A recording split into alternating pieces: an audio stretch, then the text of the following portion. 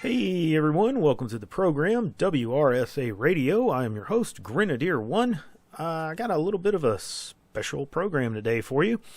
I had a chance over the weekend to kind of at the last minute put together something with NC Renegade, Dave over at NC Renegade, and another guy that posts over there on NC Renegade, Sleeping Giant. We had a chance to sit down and have a little bit of a round table, if you will, and I think it's something that we're going to try to do some more of in the near future, and maybe if we get good response, we'll make it a regular thing and try to get other folks involved and keep doing it as long as you guys like it. So we didn't have exactly a whole lot of specific topics that we went into this with. We just kind of played it off the cuff and I think it worked. I think it turned out pretty good. So hopefully you guys like it. So without further ado, here we go. Hey everybody, welcome to the show. I wanted to get together with some guys here. This is NC Renegade and the in-house counsel Sleeping Giant. Gonna have a little discussion here today. I wanted to get you guys together and let's kind of talk about some of the legal aspects and some of the other sort of vagaries around January the 6th. So something that I see get thrown around on Gab a lot and other social media sites, people saying that they believe that Donald Trump failed because he did not pardon the January 6th defendants or protesters prior to leaving office. And I have kind of a quibble with that because I don't necessarily believe that would have been a good idea or even if it was legal. So I wanted to get you guys' take on that. So who wants to start? Who wants to kick off there? The first thing you have to be aware of is that most of the January 6th defendants weren't charged, most if not all at least, weren't charged until after Trump left office. So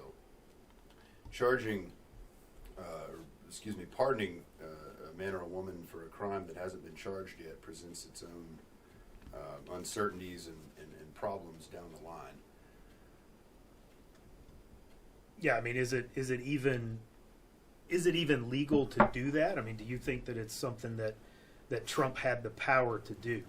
I don't believe there's any precedent for it, but I think he probably had the power to do it. The trouble comes when you try to categorize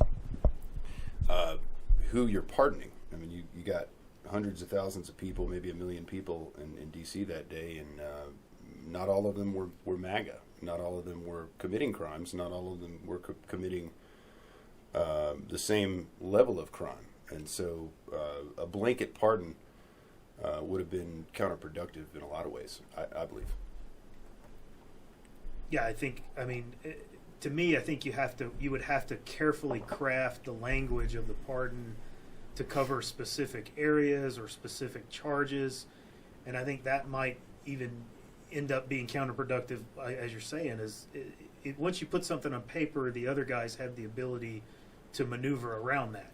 If I'm going to pardon somebody for these 5 charges that could have potentially been levied against them, well, then they get charged by something else. But at the end of the day, it doesn't matter what the truth is. If he pardons, gives a general blanket pardon for his supporters that were in D.C. that day, that it plays into the swamp's narrative about Trump leading this supposed insurrection to stop Congress from carrying out its duties. I think it would have been counterproductive for Trump, but also counterproductive for all of us that want to see the republic restored. Right. Dave, what's your take on it? Well, I'm glad to hear you say the republic restored. I don't know if it could be restored. Most people don't even think it's been lost. If we did restore the republic, what would it look like? Will we restore the Constitution as it is now? Will we balkanize? Well, for starters, we want a fair justice system. We don't want a two-tier justice system. We don't want a protected class and then a persecuted class. We want justice to work the same way for everyone. But we don't have that. No, we don't. Which begs the question, we have no republic. So what do we have? We have tyranny. Or some level of it, or some. I don't even know if it's necessarily tyranny at this point, because I'm kind of the opinion that we don't really even have a functional state. It's tyranny when you go around after the fact on a non-emergency basis without any exigent circumstances and round up what are essentially second-degree trespassers, Right. Simply because they went to the Capitol and stood outside and yelled a little bit, or what have you, or even if they went inside. I didn't see anybody charged for actual violence that's been proven to be something that actually happened. In fact, I think we've all just read recently about one of the Capitol police officers presented by the January 6th committee essentially perjuring himself under oath during the criminal trial of one of the January 6th defendants, a man named, David, you know that fellow's name? Fitzsimons. Fitzsimons, that's right. I believe the officer's name was Aquilino Ganell, if that is his real name. Right. He testified before the January 6th committee and was he was the crying police officer, Capitol cop, right? He was apparently very upset by Simons and the way Simons received his baton blows that day. It hurt his feelings. He didn't graciously lay down and accept his beating that was being dealt out. That's right, and it clearly offended this Capitol police officer quite deeply. Maybe we should define tyranny. I know there was a book written a few years ago by Mark Levin about soft tyranny. I mean, I don't want to put gradations on tyranny, but right now, when you've got raids on Mar-a-Lago, depending on the Trump estate, basically politically motivated, is that tyranny? I think it is, and I think, at least I'm hopeful that Trump can make that work for the movement and for our side. I think that it establishes a dangerous precedent for the people responsible for it. They've now crossed the bridge of weaponizing the FBI and DOJ against their most prominent political opponent, and I'm sure that they're wary that the same thing could happen to them if Orange Man ever retakes office. Which then begs the question, will they assassinate him? It's a fair point. It's definitely something I think he has to be concerned about. I don't remember, maybe I read it on your site, Dave, but there was, or maybe we had this discussion before, but last weekend, there was, some concern about just his security detail. If you've got an insider in Mar-a-Lago, feeding the deep state information and being that CI for them, can you really trust your security detail? Well, I mean, didn't you ask, was the Secret Service actually protecting a former president, or are they simply running surveillance? Right. Yeah. Exactly. Have they become an arm, an agent of the deep state themselves? I mean, you kind of tend to think of the Secret Service as not necessarily being political, and I know that we've seen agents in the past who've come out, that served for Clinton or whoever, and said, well, they certainly kept secrets because I'm sure they saw way more than has ever been released, they've ever talked about. We like to think of them as being apolitical. Right. Yeah, it makes us all feel better. But is this pulling the mask off of that and saying, oh no, it's not even, we've gone that far down the road and it's not even that anymore. I think every three-letter agency is apolitical. I think that it certainly ought to be presumed that that's the case. I mean, my personal attack by the IRS years ago showed that. Now it's before it even became public knowledge. So you have the IRS, don't even want to go to the ATF. How about Bureau of Land Management? FBI? Yeah, we know they're CIA is all basically in charge of everything now. Speaking of assassinations in the CIA, the death of prominent Russian's daughter is probably ought to be mentioned in all this, as we watch the world devolve into further conflict. Yeah, this is true. That opens up that opens up a huge can of worms because the Russians are. If the Russians are anything, they are experts at covert operations, and the idea that we can, through some proxy, through some agency, whatever, start to conduct those kinds of things in Russia that results in not just the deaths of politicians or advisors, but their families, you've opened up a huge can of worms there will be retaliation for that. Absolutely. I don't think it's a coincidence that Russia's just stated publicly they're going to increase, go to mass production of zircon missiles a day after we find out about this killing. Yeah. You can't murder people's children and expect them not to respond. Especially high level guys like Dugan. Not men with that much power, and Yeah. that much of the government's ear.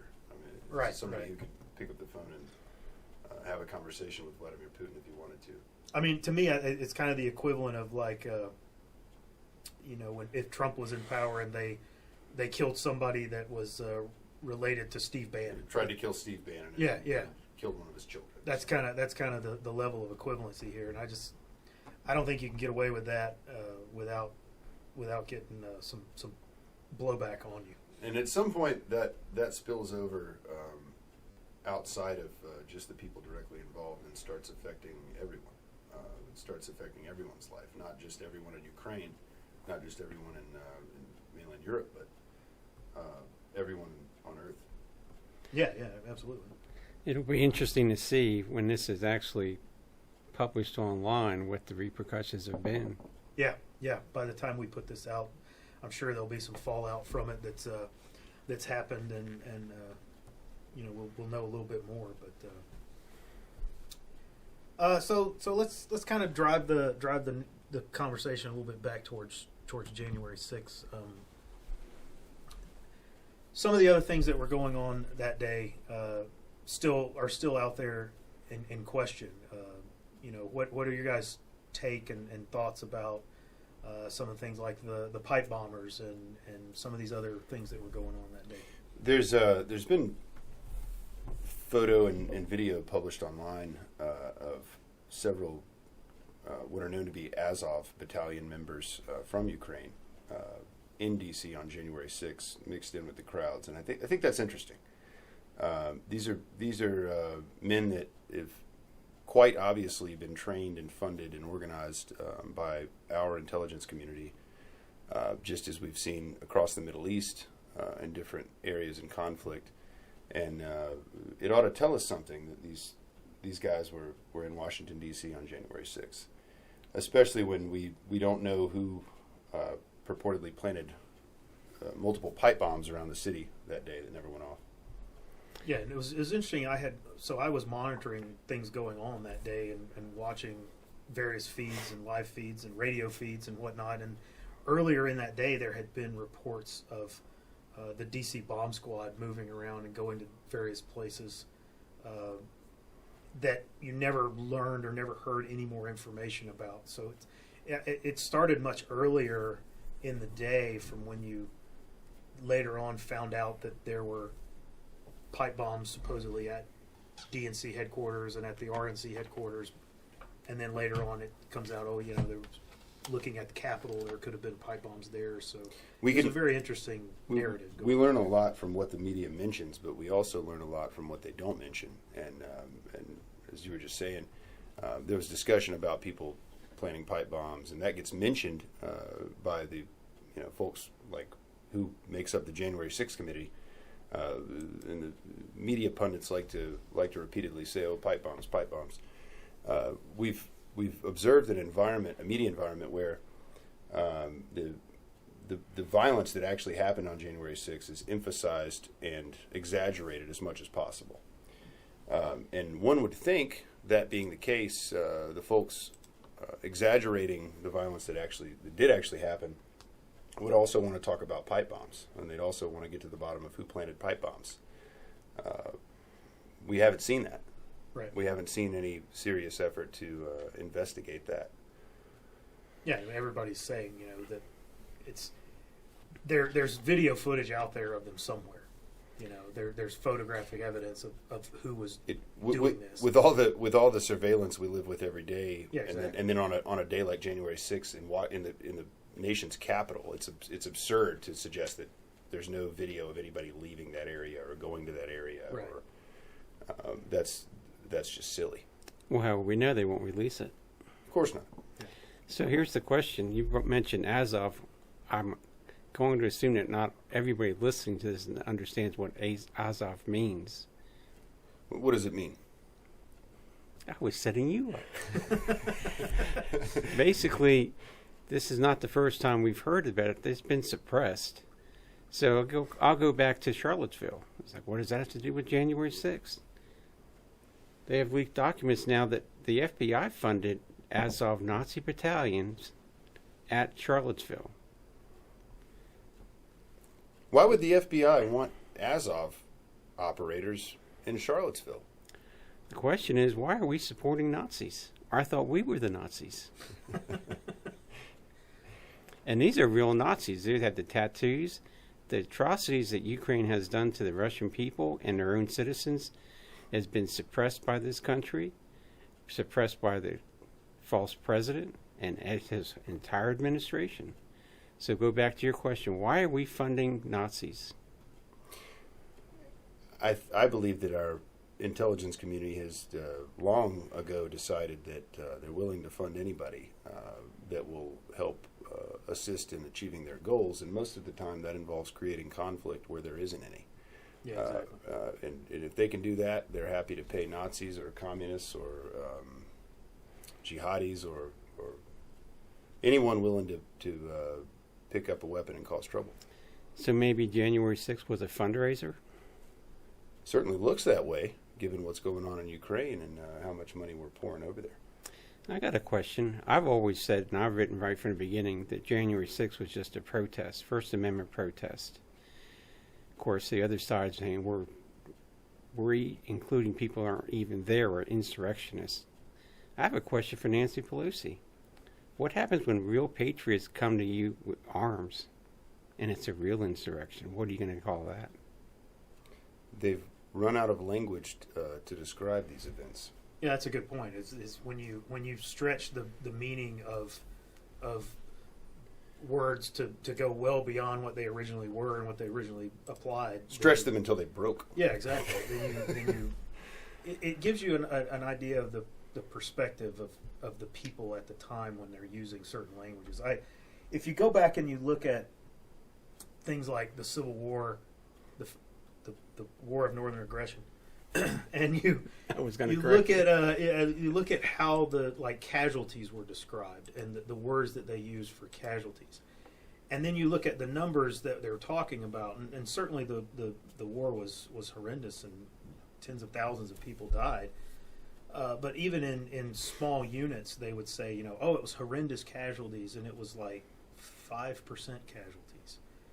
And then you go to World War I, and you look at units that lost 50% of their men, and they call it horrendous casualties. And so it's the perspective of the language, changes over as the reality, adapts to it. It's all relative, right? Yeah, exactly. No, it's actually, here's the reality. More people died in the War of Northern Aggression than World War I and World War II combined. Yeah, for the U.S., but for the U.S., but not for England or France. I mean, England had entire units, entire towns lose every single young person in a day. Oh. The PALS battalions and things like that in World War I. Every nation's loss is pale in comparison to what Russia lost during the Second World War. And it's important to understand that when you maybe we sit over here in the United States and we wonder, why is Russia behaving the way that they are? Yeah, exactly. Why did they decide to, after 8 years, after the Ukrainian government was overthrown by our proxies, why did they finally decide to use the military option? And I think understanding historical importance of Ukraine as the Nazi invasion route into Russia, as well as the agricultural capacity, it starts to make sense why Russia as a country is behaving the way it is now. I think Putin's playing an excellent game right now. He's going to show the entire world that NATO is a paper tiger. He controls all of Europe. He controls their energy and their food. And now with the drought, they're toast. So this isn't going to go on too much longer. And if the United States thinks they can survive a nuclear attack with hypersonic weapons from Russia and or China, we're going to be sadly mistaken. And that may be their plan after all. Either to use them or make it clear that they're going to if certain public concessions aren't made. What would you do? Well, you'd rather be alive or free. I mean, sometimes that's the internal debate. If somebody has a nuclear missile pointed at you, you might have to make that decision. And I wouldn't expect, based on the Biden administration's behavior, for them to put up a lot of resistance to America losing its national autonomy, or at least whatever we have left of autonomy. Here's a what if, and I don't really like what ifs, but what if Russia understands that they will win the war, but they have to do a first strike? They take out Washington and they take out New York City very easily with their Poseidon warheads right now, and Joe Biden surrenders. What happens? How much worse could things get? I don't think they take the country. I think they make us pay reparations, just like we bankrupted Germany. Well, then but we don't have any money, and they know we don't have any money. we have plenty of natural resources. Russia certainly isn't hurting for natural resources, but maybe they decide to institute a similar program. What happened after World War II to Germany? Maybe we become balkanized. Sure, and maybe the pieces of what's left of the former United States become cash cows for foreigners, the way that we've carved up the world for our benefit. I don't necessarily see that happening in terms of Biden surrendering. What's his options? Retaliate. I mean, it's not like we don't have missiles. We don't have hypersonic missiles. It doesn't matter. They can't shoot down all of our MIRVs. I mean, we have we have to put a name on it, but so for the sake of discussion, it doesn't matter how fast the nuke gets there. we probably ought to come up with a different name than Biden as far as who's going to be making these decisions. Miller? The Biden administration, the swamp, the Yeah. White House, the whatever, you know. Yeah, I don't think that's the goal. I'm of the opinion that there are people in our administrations who don't fear the Russians and they don't fear hypersonic missiles because they believe that they have something that counters it.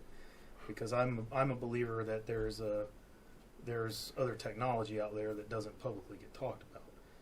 Whether that's a valid position to have from their perspective or not is another question. It's whether they believe it or not. Nobody guides wins their actions. Nobody wins a nuclear war, and the Russians may be willing to fight, but I don't think, based on what I'm watching, that they're prone to making bad rush decisions out of fear. Yeah, exactly. Putin waiting 8 years to send troops into the Ukraine to stop the genocide in eastern Ukraine. It shows the man has patience, and whoever supports him, the elite portion of the leadership there, obviously they have patience. I don't think they would like to engage in a nuclear war, and I think with some of the other technology that's in use now, and probably will be in use on a widespread basis very soon. Directed energy weapons, things like that. We've seen that deployed at protests. We saw that in Australia. Yep. Smaller versions, but that sort of technology can do an awful lot of damage. Or of course, bioweapons. Yeah. Let's not get the channel banned. Let's be very careful there. Without causing the land to turn into a field of radioactive waste. There are better ways for Russia and China to skin the cat than nuclear weapons. At least Yeah, I hope. think your I hope point there of, are. of embarrassing the West is very valid. I think that's kind of the route that they're trying to take, is to diminish us in terms of our capabilities And the way people perceive us around the world. the trust. And I don't know why anyone trusts us to begin with. I mean, it's not like we have a great track record of keeping our word with people that we've helped. But, The post you know, 9/11 era certainly ought to have erased all trust from anybody else paying attention. yeah, well, even back, it goes back even further. Sure, than that. you take it back How to many Vietnam, times take it back you to would think that the Kurds would have learned their lesson, but they went to the well 3 times and got burned. You know, sometimes people in those positions don't have much of a choice. Yeah, But yeah. It certainly shows everyone else whether or not they ought to stay loyal to us. I agree with your assessment of Putin being a patient man, but let's look about this. Zelensky's he's backed up against the wall. Europe has cut off their funding. They know their war is lost.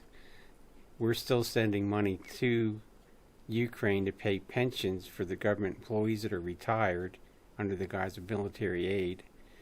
But Zelensky knows his days are numbered. So what is he going to do? He has to do something, because he knows that he's lost and his people have abandoned him and his so-called allies have abandoned him. Zelensky has already demonstrated that he doesn't give a damn about what happens to the Ukrainian people. I think he's already demonstrated that he's willing to burn the entire country to the ground, or allow it to be burned to the ground. But that goes back to your point about nuclear war.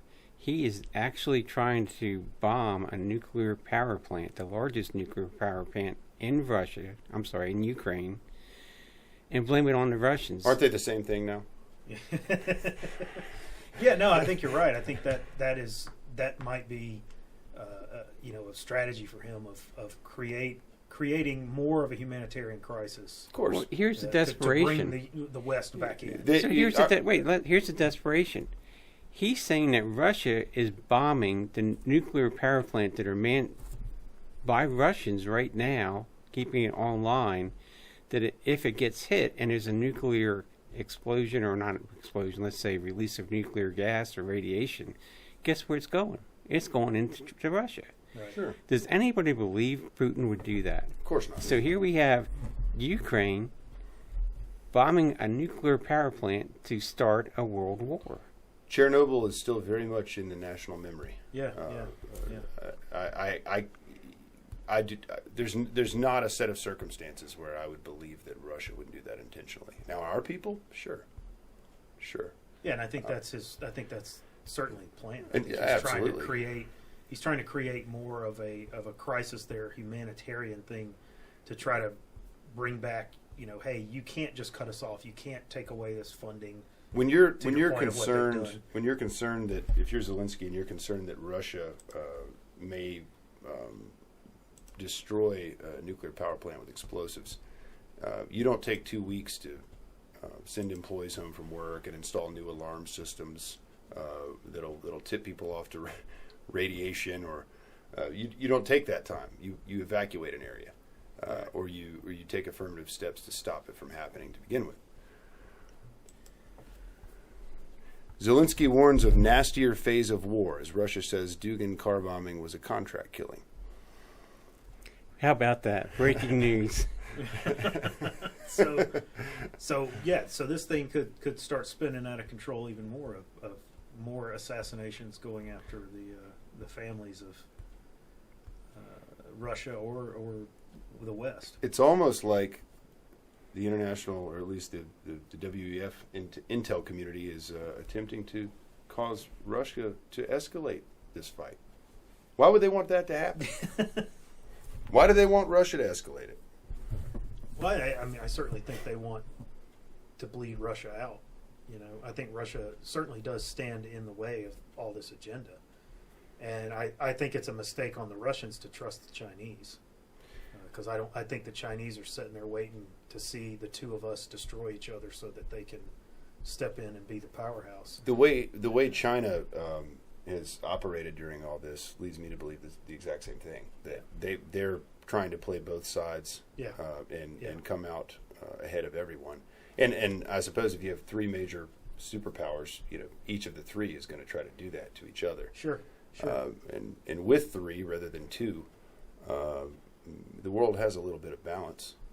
It's more of a multipolar existence. If you look at the situation with China, China wants resources, China wants space and all that. Is it food? Is it a lot more of people feasible for China to go to the United States, to come here, to cross the ocean and occupy or take the United States? Or is it much simpler for them to just go north into Russia? I think across land, which I think is a much easier strategy for them. The answer to that question, I think, is neither. You got to look at their involvement in Africa, in northern Africa and the Middle East. You look at their involvement in South America. Watch these economies. They're pairing up with Russia and China and India to our detriment. We used to control South and Central America. We're losing that. But the thing about going in those places, when you go to Africa, you deal with Africans. When you go to South America, you have to deal with South Americans. When you go north into Russia, there's no one.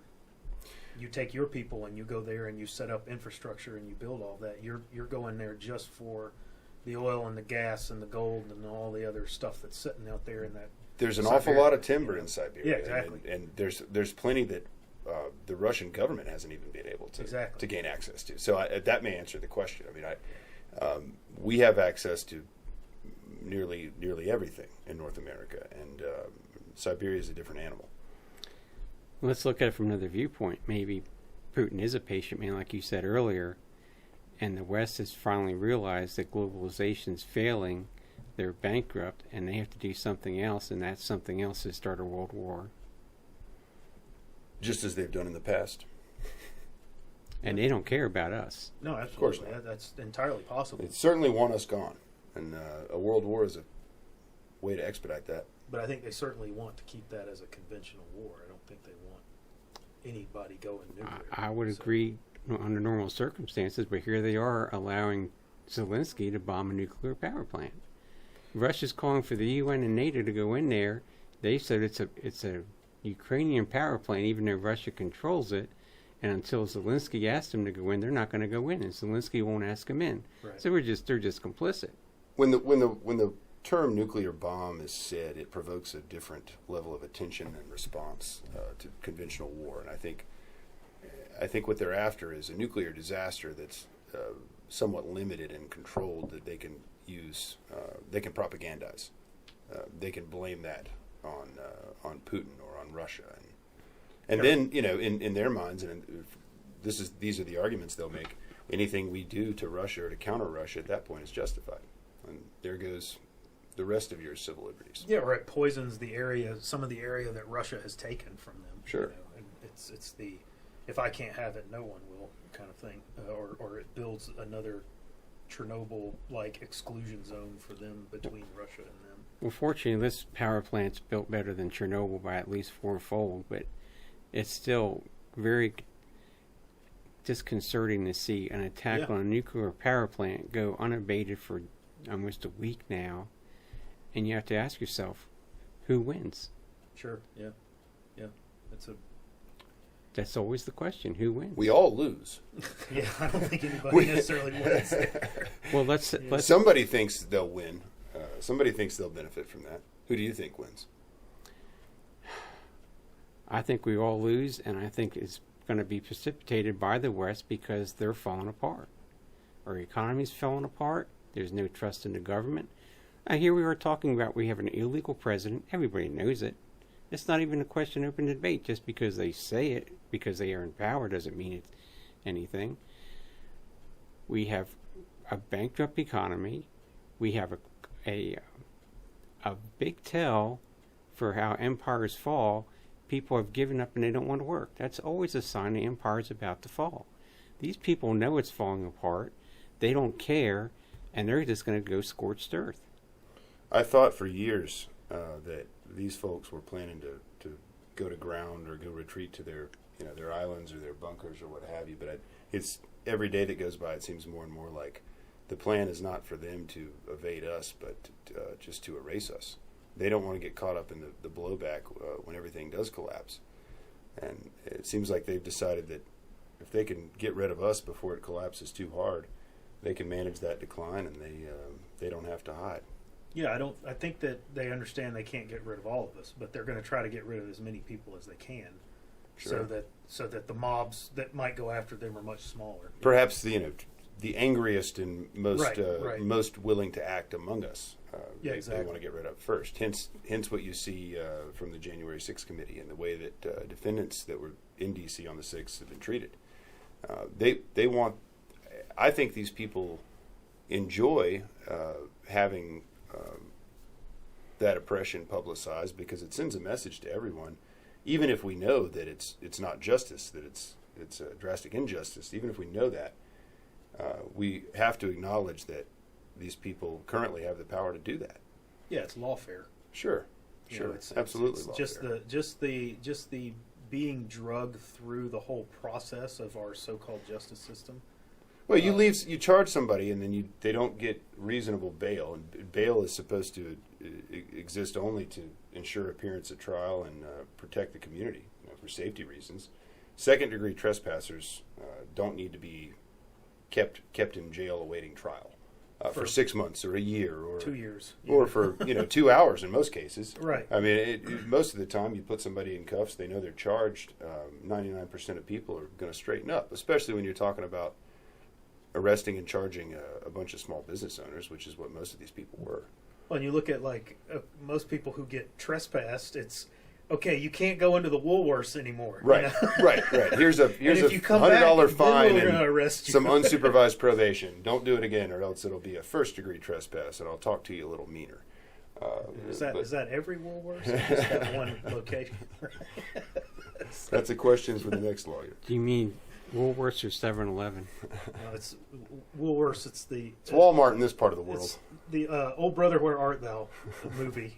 He'd get thrown out of the Woolworths in that movie. So, Well, I was referring to the yeah, 7-Eleven out in California being ransacked, yeah. and nothing will be done. Yeah. So here's the question: what do we have if there's no rule of law? Just Without us. the rule of law, yeah, just us, exactly, yeah. So, yeah. That's why community organizing is so important, isn't it, Dave? It is. I think the political aspects of the whole. I mean, we all know it's political. The January 6th committee, and to your point, it's shown out there that there is no justice, and they're flaunting that. They're putting that in our face. They're advertising. You can't do anything about this. It's a humiliation ritual. Essentially at this point. bragging about it. It is. It's Yeah. a humiliation ritual. Well, That's what it is. I've got a question for everybody. From what I understand, the House of Representatives has rules on how committees are formed. The January 6th committee has violated those rules by how it's formed and who represents it. They only have 2 Republicans, and we won't go there. Why are the Republicans not doing anything about the violation of House rules with this illegal committee? What do they do? How do they? What is their methodology or their avenue of appeal or avenue of grievance there? To talk a you know? lot and lose. Yeah, I mean that's what they're good at. Well, and even if you flipped the script, if the Republicans were doing it to the Democrats, how would they deal with that? How would you resolve that within the House, within its rules? How do you deal with that? I think back to the Tucker Carlson monologue last week where he said the Republicans are going to lose because we have mediocre candidates, according to Mitch McConnell.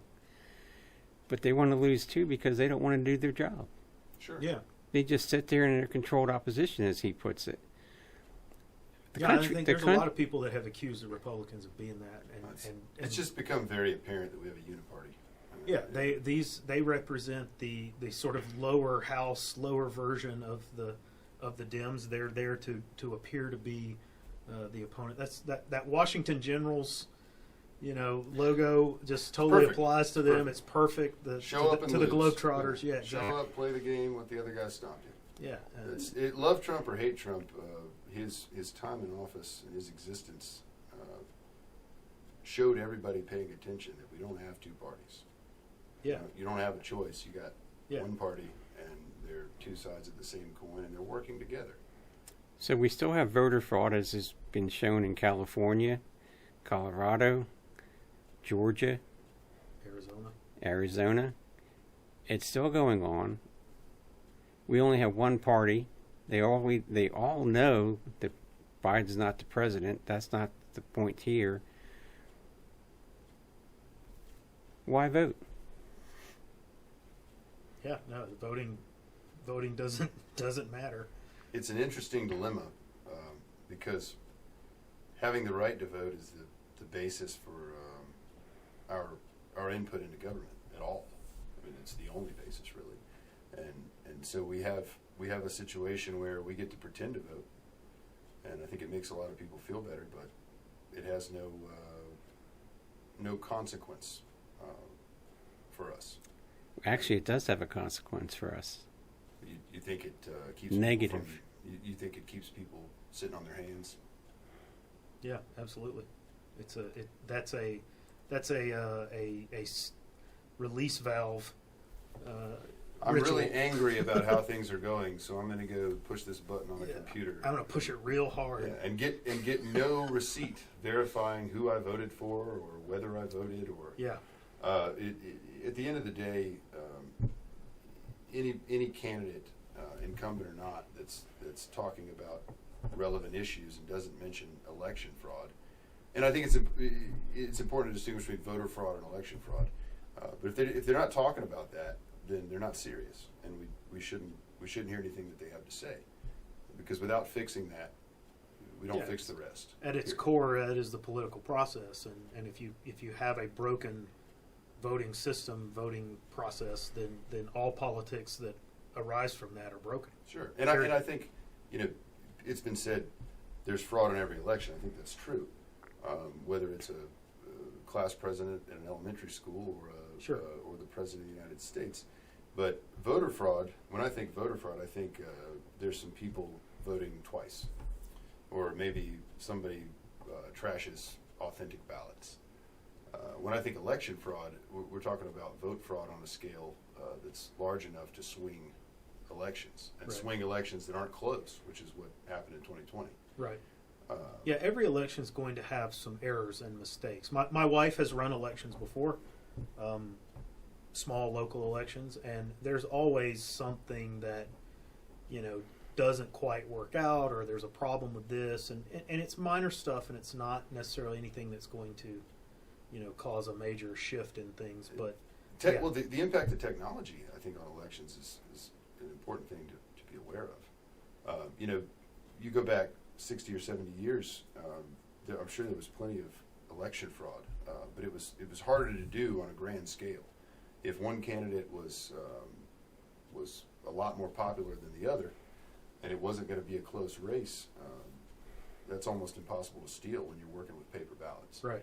Just because. No. Here's the story. And where I saw this was on CNN, believe it or not. Recently? Yeah, it was about 3-4 years ago. How did Abraham Lincoln win his nomination? Well, now you're going back to something I was going to bring up of it's harder to commit election fraud with the ballots when you've got just paper. But then what happens is the process changes. You're not affecting the ballot. The ballot's valid. It says the name that it's supposed to say on it. You're going after the people then, and it becomes a networking thing of getting people and buying their votes and intimidating them to vote, and the whole the Chicago machine kind of thing. You take just like we've lost jobs in every sector of the economy because of technology, computers, and artificial intelligence. There aren't a lot of jobs left in fraudulent voting either. We got computers, and so we got a situation where electronic voting machines send ballots for a candidate that the people in charge don't want to be there to an adjudication process where half or 2/3 of the votes for candidate A get switched to candidate B, and you don't even have to do it all by mule.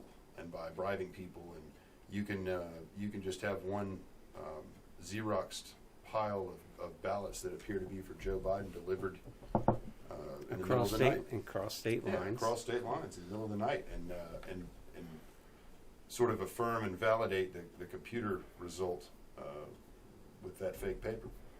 Well, go back real quick to what happened with Lincoln. They had the primary in Illinois. It always goes back to Illinois, doesn't it? And Seward, remember Seward's Folly? Yep. He was going to win. So what did they do? The next day they were going to vote to who they were going to nominate, and to get in to vote, you had a paper ballot.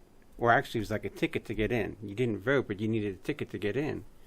So what Lincoln did was they counterfeited the tickets, and they had people that weren't even valid voters for the primary election go in. When they reached their number of, say, 200, whatever it was, they locked the doors. The people that had the valid tickets, they said, well, you can't get in. That's not it. So he basically won by fraud. Right. Sounds a lot like Arizona and Sharpies. Yeah. Maricopa County, and here, use these markers that'll invalidate your votes. So here we go. Paper is not perfect, but I have no doubt that this country is smart enough to come up with a system that we could have elections just like Iraq did with purple fingers. If I already have the system. We already have the system. The system is the same system that's used to validate lottery tickets. Lottery tickets, scratch off lottery tickets. How do you know, or even the electronic lottery tickets? How is it that we know a winning ticket was sold at what particular store after a draw? There's a system in place to do that, right? Just like UPS. They can track everything. With a scratch off lottery ticket, every scratch off lottery ticket has a barcode on it. So if you barcode and serialize every single ballot, then when that ballot is electronically cast, you have assigned the voting to that ballot. It's set. And if you have that with a duplicate, so it can be however you want to mark the ballot, but you've got a duplicate. I've got a duplicate that I tear off the ballot. It's got my serial number on it, and I can take that with me when I leave the voting booth. And then the other piece of that ballot with the same serial number and my votes goes into the system. And then after the election, if I want to, I go back in and I look on a website that's set up by the state and the elections committee that will show my ballot and show what my votes were recorded and how it was recorded in that system. Instantly. And here we are a week later, and you still don't know what happened in Arizona, Exactly. Maricopa County. It's not rocket surgery. No, it's not. You have chain of custody protocol. You secure the ballots when they're being worked with, when they're not being worked with. Banks have figured out how to do that with money. Yeah. Casinos somehow manage to process a lot of cash in and out, and they keep cameras on everyone. Yep. Everything's videotaped. There's no reason why we shouldn't be doing that with our voting system. There's zero reason. The reason is that when banks have an interest in keeping track of money, casinos have an interest in keeping track of money. Now, what does that tell us about whether our government has any interest exactly. in They keeping don't have track an of interest in knowing authentic exactly. votes? Okay, so wait, let's back up a little bit. You said our government. The state elections are controlled by state election boards. Election committee, yeah. As we just pointed out, you have a system that would work. I'm sure we can come up with multiple systems that would work in a short period of time. Name me one state that has come forward and said they're going to have their elections fixed and be tracked for the next election. Yeah, none. None. No. So what's that tell you about the government? Yeah, State government, federal government, local yeah, governments. No, at no level do they have an interest in doing that. So then we go back to the question, why vote? And if we don't vote, what's our only box left? Well, voting is a stand-in for violence, and That's a good point. It's a proxy for violence. Sure, that's exactly what it is, and it's a brilliant proxy. It's an ancient method of avoiding killing each other, and we'd be well to understand that, and so would the people that run our elections. Was it Kennedy who said, "You make peaceful revolution impossible, you make violent revolution inevitable"? When people figure out that they don't get to vote, they don't have a say in their own governance and affairs, that's where they turn, Yeah, especially we have no redress of grievances. So there's- especially when the economy's bottoming out. yeah, and so when you start putting all these things together, you look at, okay, our deep state, our government has alienated, marginalized, and silenced one of the largest majorities in this country, largest racial groups, Southern white men, political groups in this country, heterosexual that also Southern white happens men. to be the most well-armed group in this country. They've become experts at destabilizing other countries, and now they're bringing those same methods here. Yeah, Bringing no, them home. yeah, absolutely. But when you look at that strategy, it's like, okay, that really seems like a recipe for disaster and failure for them. Why are we going down this route? Because what they logic want does- us dead. Because they don't need us to work the fields anymore. They don't need us in the factories in the same numbers that they used to, and useless eaters. It's that mindset. But they. And the fact is, though, is that we're also the demographic that makes the country function. Sure. So they want to collapse it and roll it into a unified global governance structure. So the people that make the country work are being vilified by the people that want to kill us, but those same people that make the country work now have food shortages coming. They can't afford gas. Winter's coming. What are their options? They're already giving up on getting jobs. yeah, you've got whole generations of young men that are giving up on the future. Their outlook is, well, I don't have a wife, or I'm not going to get a wife because of the hoeing, for lack of a better term, off the top of my head. They don't have a whole lot of prospects. I had said for a long time that was a problem that China has. China has this huge population of young men that don't have prospects for mating and settling down. What are they going to do? Well, that was sort of it's funny you mentioned. I was about to ask you, isn't that breakdown of the nuclear family dynamic by design? Yeah, quite no, obviously. absolutely. And with China having the number 10 years ago off the top of my head was something like 25 or 30 million more males than females. Right. That are military age. So, and they caused that on purpose. Yeah. With, and they I with mean, everything incentives. that I'm seeing come out is they've realized that their one-child policy failed because it produced that situation. And so they've tried to make some changes to the way that they're doing things to fix that going forward, but they haven't addressed that problem of having all these young men with no. Traditionally, cultures and societies that have that issue, that have so many more men than women of marrying age, tend to resort to pillaging, and I think that's why we see this. Send them the off posture, to war to get killed. Yeah. Right. Or to go and take something else and have in the a new process. place to live Exactly. and run. And Exactly. but here in America, at least, over the last 30 or 40 years, we've seen typical 30-year-old family completely change. Most people don't stay together. Most people don't raise their kids in one home.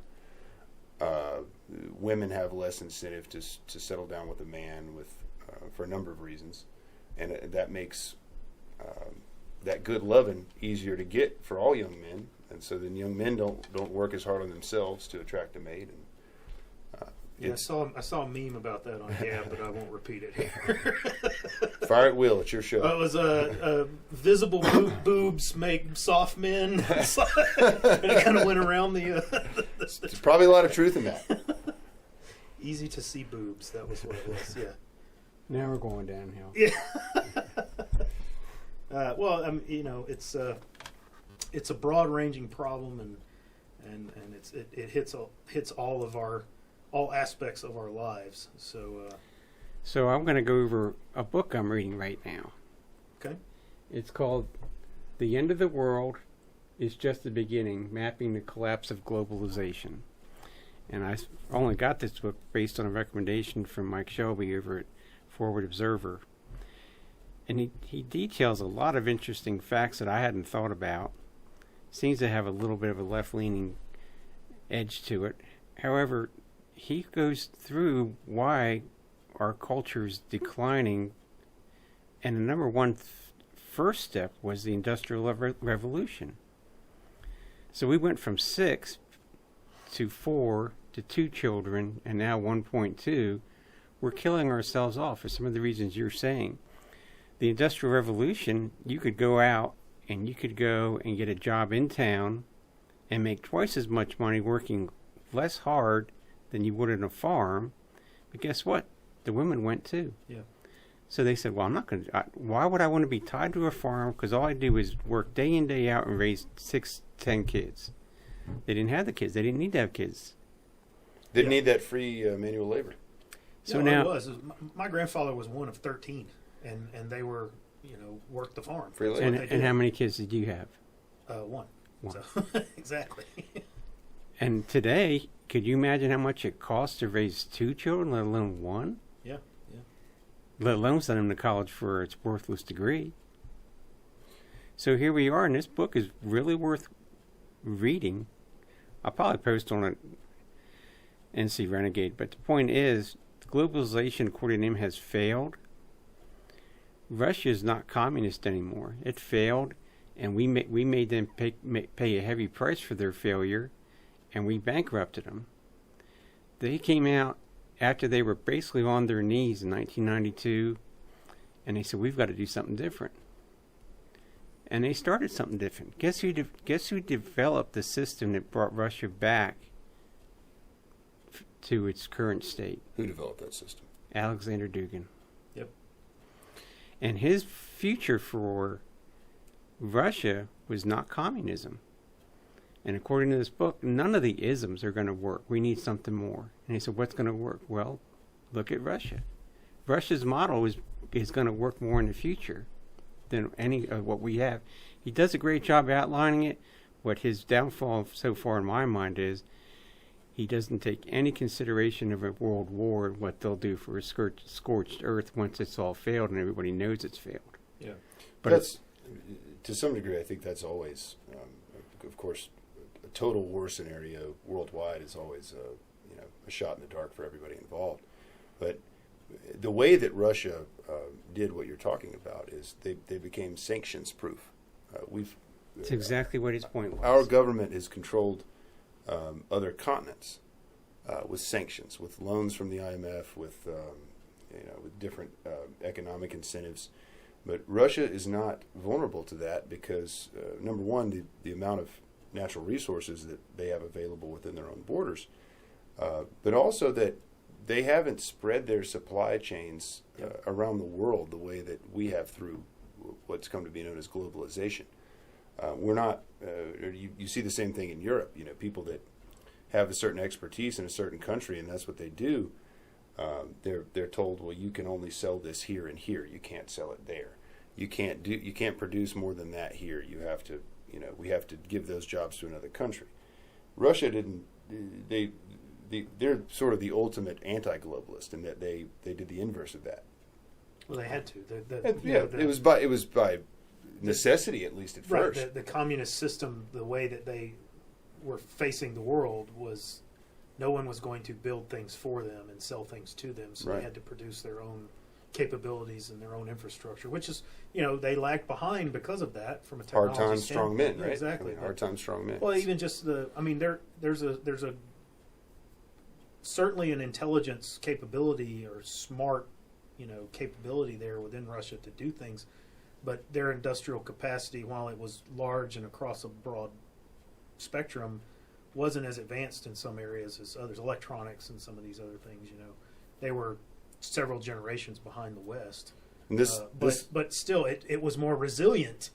It proves in the end, to even though it may have been behind the times or behind the state of the art, it functioned. Going back to David's point about the Industrial Revolution and how things changed when people were walking off of farms to go work in factories. It seemed like a good idea at the time, right? They get more choices. They're in the big city, bright lights, more money. They don't have to work so hard. They're not out in the sun all the time, out in the weather all the time. But at the end of the day, they lost something more important than all that, and that was self-sufficiency. Right. When you own land and you stay on your farm and you work that farm, you might not ever build yourself a mansion. You might not ever have a big pile of money, but you have food, you have shelter, you have water, and you have choices. You're still the master of your own destiny. When you go to work for someone else, that's just not the case. Yeah, absolutely. You have to remember, good men will do bad things when their families are starving, and that time's here. Absolutely.